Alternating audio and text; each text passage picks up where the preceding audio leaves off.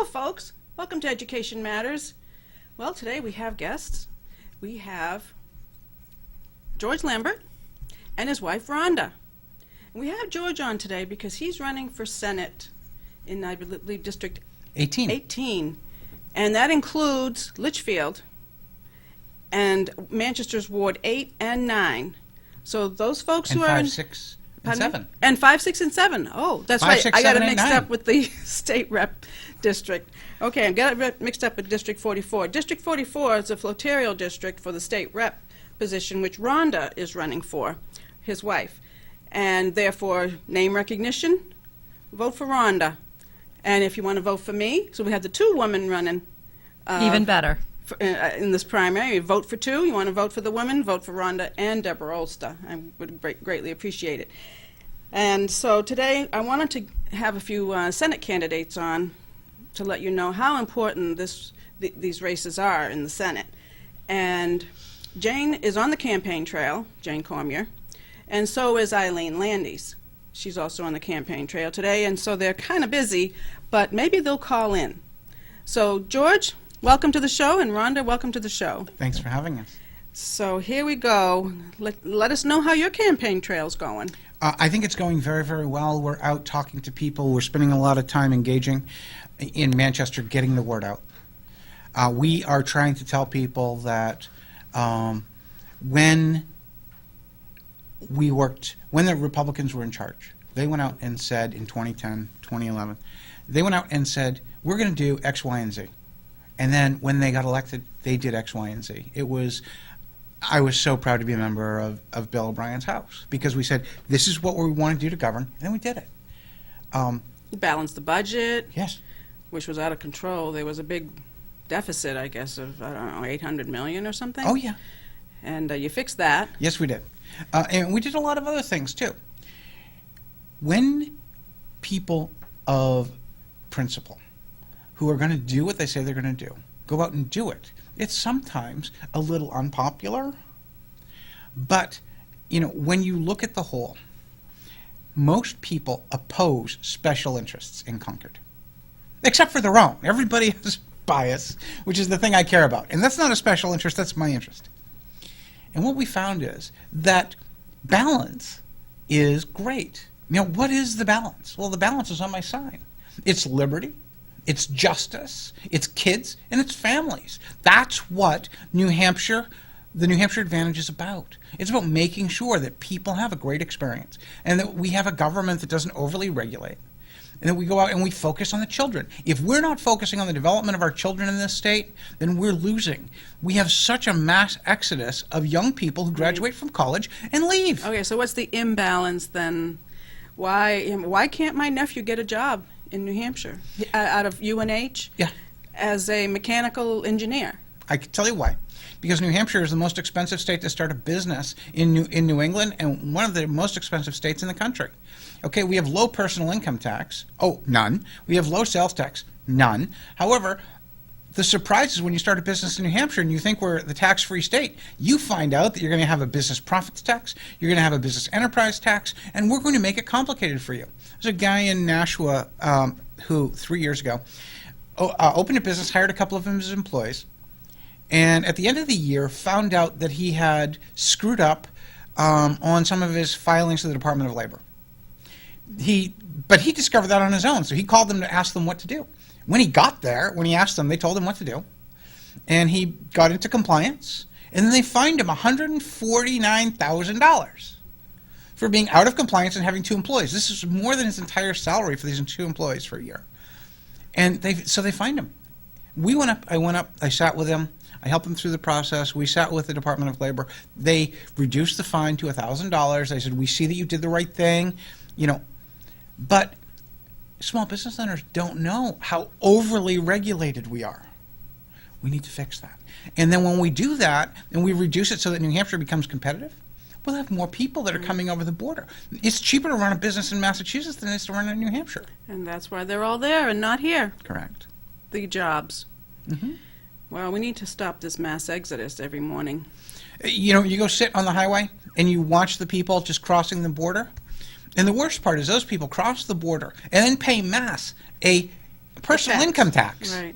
Okay? Now, there was a discussion, and it's probably more of a joke than anything else. This is we should go and give everyone in the state an income tax and then give them a 100% refund. Because if you pay the tax in New Hampshire, you don't have to pay it in mass, and then we can give everyone a refund. But that doesn't actually work. But, things like that. I mean, you think about what it is that we can do to help our families, and that would be huge. This has been going on for years and years. We've been talking about this mass exodus and why those jobs are there and not here. Nothing's changed. No.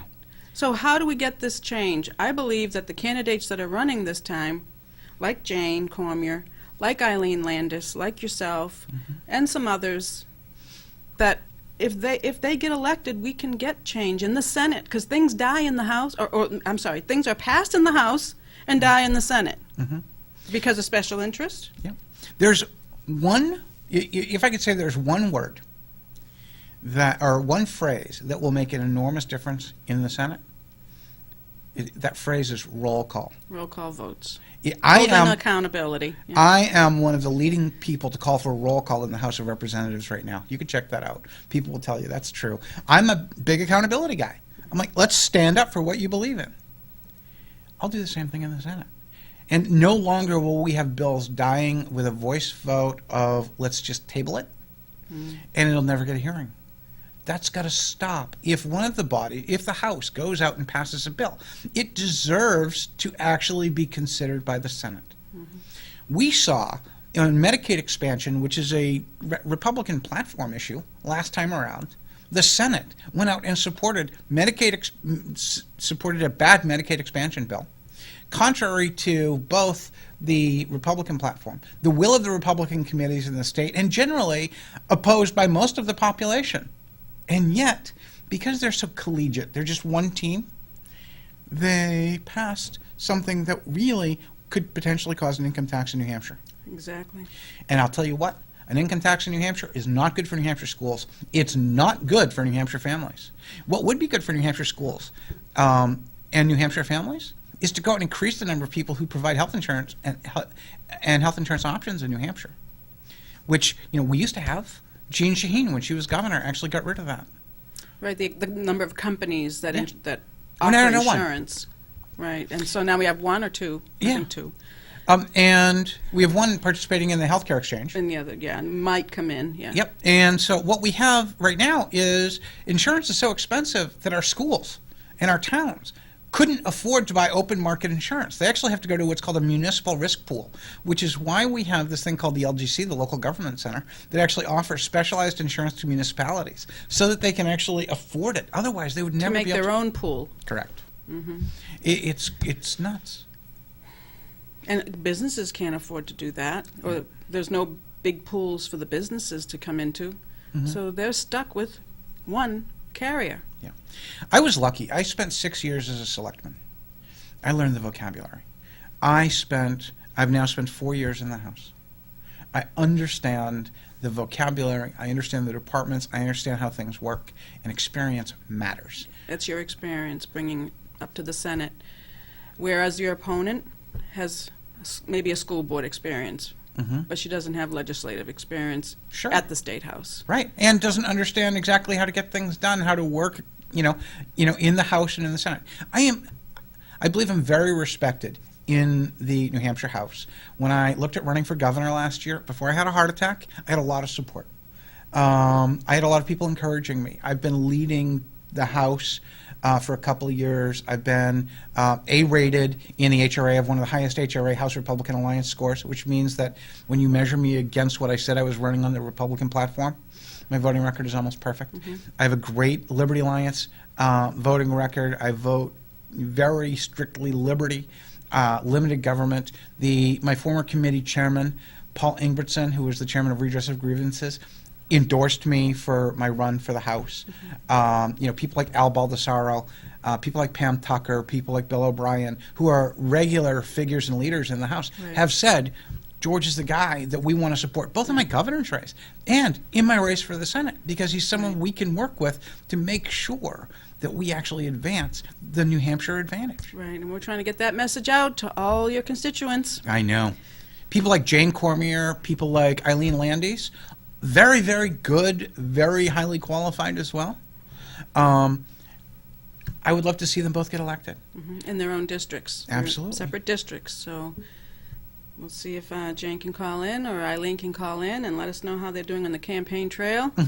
And so let's get into your voting record a little bit so people can understand. I know you said you're conservative or Yeah. liberal, not liberal, but libertarian, not libertarian, but on liberty issues.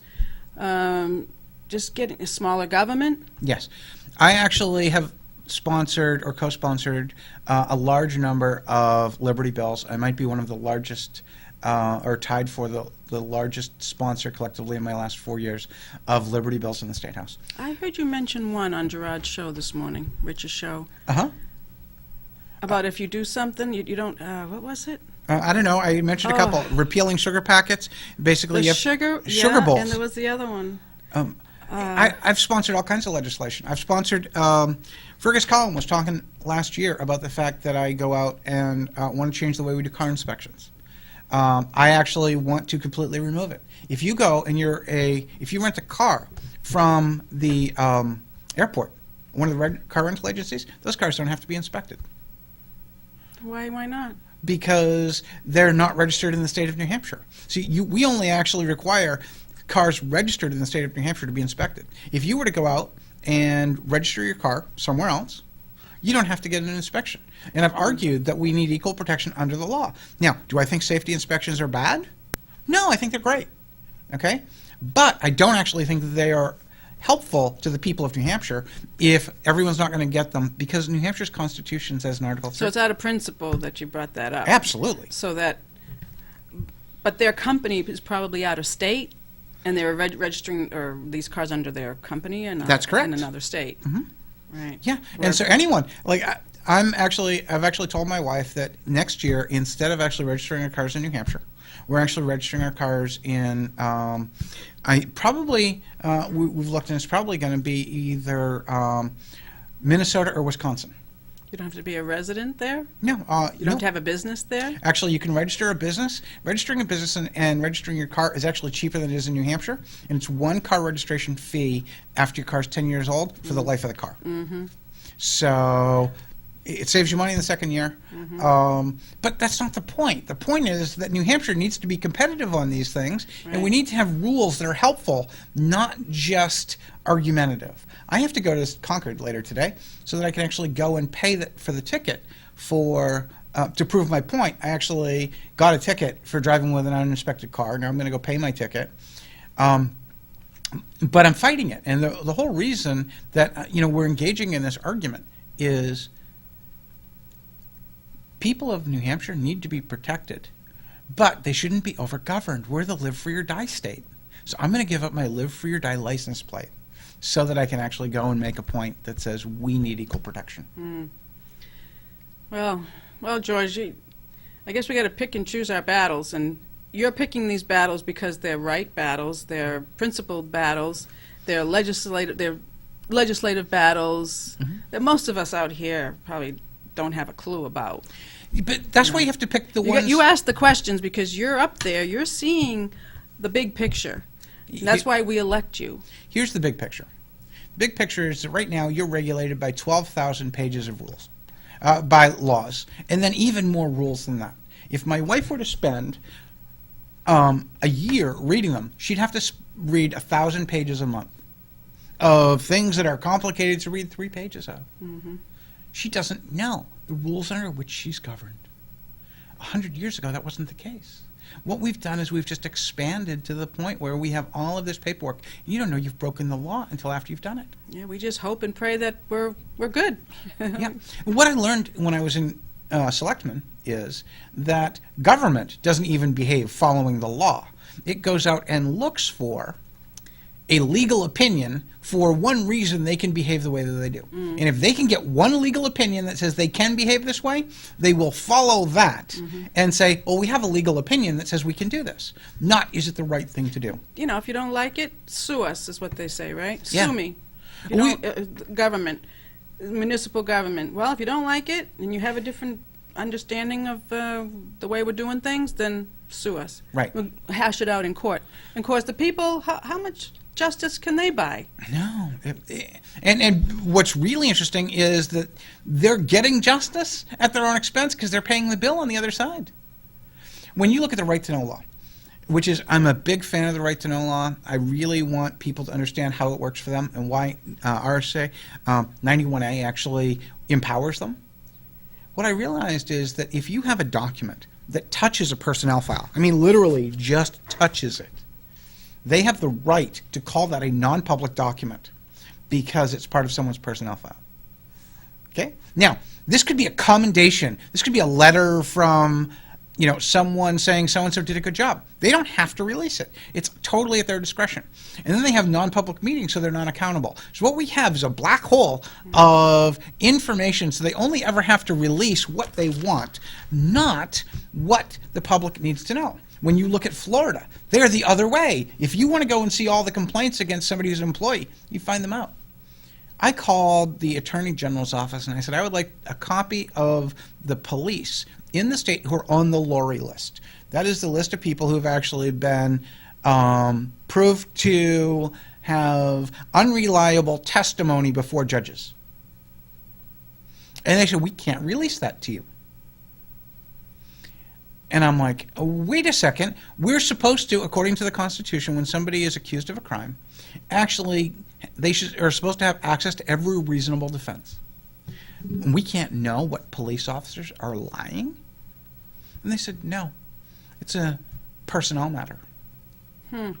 Except for judges actually believe police before they believe the public a lot of the time. And so we need to make sure that We're going to have a level playing field, right? Yeah. And that's why, it's liberty, it's justice, it's parents, and it's families. And they're different. Basically bringing up your children, schools, education, freedom.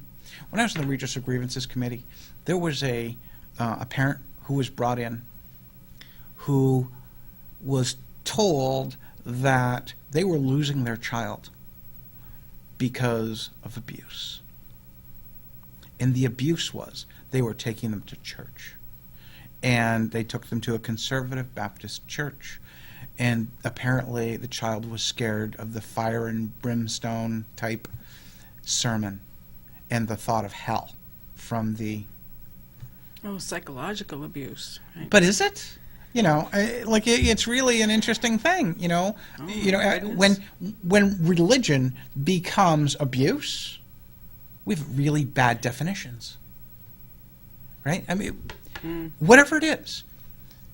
And the problem you end up with when you start protecting special classes is we overly regulate to try to make sure nothing ever goes wrong, and we end up with red tape. Let's cut the red tape, because the red tape is keeping us from opening charter schools in New Hampshire. It's keeping us from having good access. We can't do a whole bunch of business things because the Supreme Court of the state of New Hampshire says, in the Constitution says we're going to cherish education. Cherish means fund, and fund means we're going to define adequate education, and we're going to put up the money. That's recent. Yeah. Those definitions, they weren't always there. No, but my wife asked a really by good... the judges. My wife asked a really good question, and that is, why does the money not follow the child? Why is it that, is that right? A lot of people ask that question. What do you think? Hello. I do. Our child goes to a school in Hudson, and we weren't sure she was having difficulties with the learning, and we weren't sure what needed to be done, so we wanted to do testing. So I talked to the school that she attended in Hudson, and they said, we can't do anything because you don't live in Hudson, so she needs to go to Litchfield. Okay. I called the Litchfield school and I explained what's going on, and they're like, she doesn't attend school here, so we don't have to do anything. So I'm like, okay, so my child, About the money, yeah. my child who is having difficulties learning, and we're trying to get her the help, and the school that she goes to can't help her because they're not getting her money, and you're not going to be willing to help her because even though you're getting her money, you don't understand, you're not going to test her because why exactly? And so we ended up having, my daughter and I ended up having to work through it, and I had to teach her and work with her and, learn her learning habits and stuff like that. But I was just like, I was completely dumbfounded at the fact, why is it the money is not following her so that when she needs the help, it's there because we were paying for it. Right. Well, because the school board or whatever didn't assign her the outside placement. Is that the correct thing? Yeah. If they had assigned her, then they would have guaranteed the money. Well, actually, there's a situation going on in Litchfield right now where they have actually guaranteed someone the money, and then the person sent in the invoices and stuff, and they said, we want to see your bank statements and canceled checks. And I'm going, excuse me? And so we actually play this game, and we try to get people to not get what they're supposed to.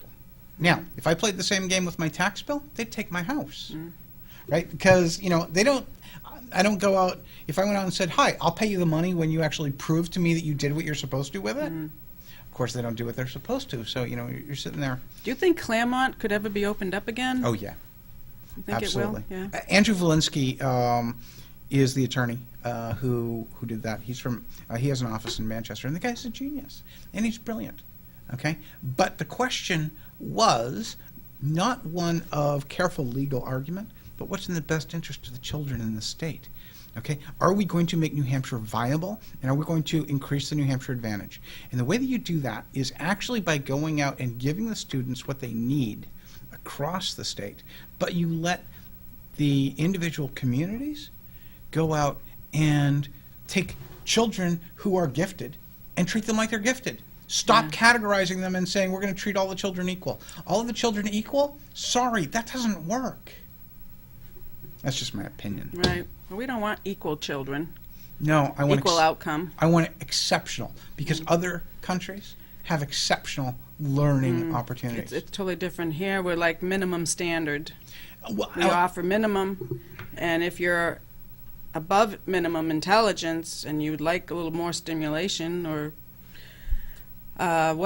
some school districts might have a REACH program for the gifted, but most have cut it out because you've got yours. Now we got to just focus on the ones that don't, right? So, but it's the people who go out and innovate and inspire, that create business, that, if they love New Hampshire, were born here, raised here, go away somewhere else for school and come back. Okay, that would be great. But, imagine if you're the best and the brightest, and it's a bad business climate, and you don't come back. but do we want to centralize the money on education, like send it all to the state and let the state divvy it up, or do we want to keep local control with our tax money and fund our schools? Well, why do we have this state income tax on our property bill? Actually, that's to fund education, and that's so they can actually fund an adequate education. The problem is that's spreadsheet politics, because we're not allowed to target money, so we have to create a formula that works for everyone. And the problem that you get in that is one of the richest communities in the state, which is Bedford, ends up getting a large amount of money, and they end up spending it on whatever it is they want. They spend it on a beautiful school over there instead of, they used to send the money for those kids to Manchester. Okay, so now, why is all of that money over there in that community? And is it really doing the best good for the state? Well, I understand, like in Vermont, I don't want a system like Vermont where you have a wealthy community and people are willing to be taxed at a higher rate, and so they have more. But in Vermont, if those wealthy communities have more, the state takes the extra, because it's like they level it, and every community gets the same amount of money. Yeah, that doesn't make any sense. And they take it and redistribute their wealth. So a wealthy community can't get ahead of another community and have a better school or, better books or better this or better that. I mean, I don't think America is supposed to be equal. I never expect it to be equal. I don't expect to be equal with my neighbor. I don't want to be equal. I just want to have the opportunities. In the United States, the original vision of our founders, when they talked about equality, was not this idea that we're going to normalize everyone. It was everyone has the equal opportunity to become unequal. It is that the opportunities don't hold you down, not that they are putting the glass ceiling in place for the entire population. Right. And we've actually gotten so into this idea that you're not supposed to have more than me.